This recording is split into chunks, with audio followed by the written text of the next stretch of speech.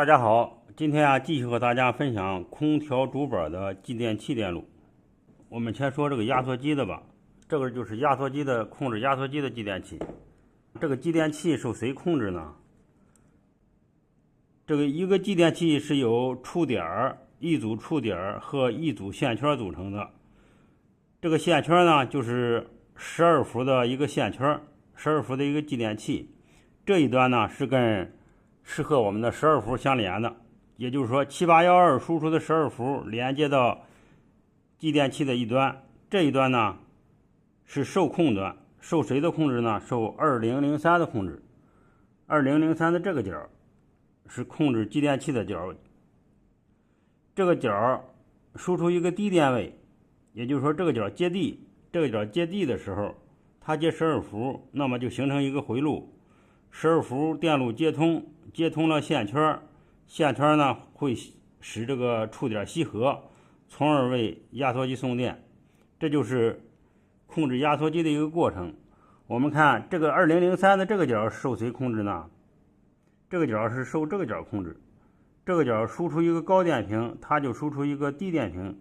这个角受谁控制呢？这个角是来自于 CPU 的这个角。所以说 CPU 发出一个高电平，传递给2003输出一个低电平，传给压缩机的继电器的线圈，使这个触点闭合，然后呢给压缩机送电，它就是这样一个过程。我们用万用表量一下，它这一端这个线圈的这一端是不是接着我们的12伏？我们看这是7812的12伏，它是相通的，看了吗？我们看这一端是不是和2003的这一端相连？它也是相通的。由于我们没有遥控接收这一块，我们不能模拟这个用遥控开关机的一个过程。我们焊了一个地线，然后呢把这个地线焊到压缩机继电器的线圈的接地端。这时呢，这边是12伏，这边呢是地线，继电器的线圈得电就吸合，然后我们测量一下这个电压能不能输送过来。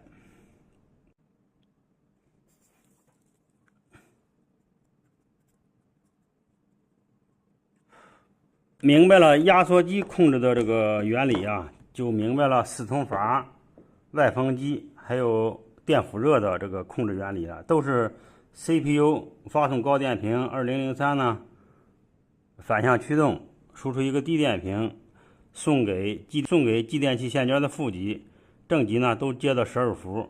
这时呢送给哪个使哪个导通，哪个呢就受控，就会执行相应的功能，就是这样一个过程。我们给它插上电，然后呢我们看一下这个压缩机的输出端有没有电。我们要量压缩机的话，就打到交流档，交流的700伏档。这时呢我们可以测量一下，昨天我们量着这端是没有电的，没有220的。今天呢我们再量一下，因为我们这儿接地了。我们看这端呢是一个230伏的电压，我们再量一下这边，同样这边也是一个230的电压。然后我们把这个线断开，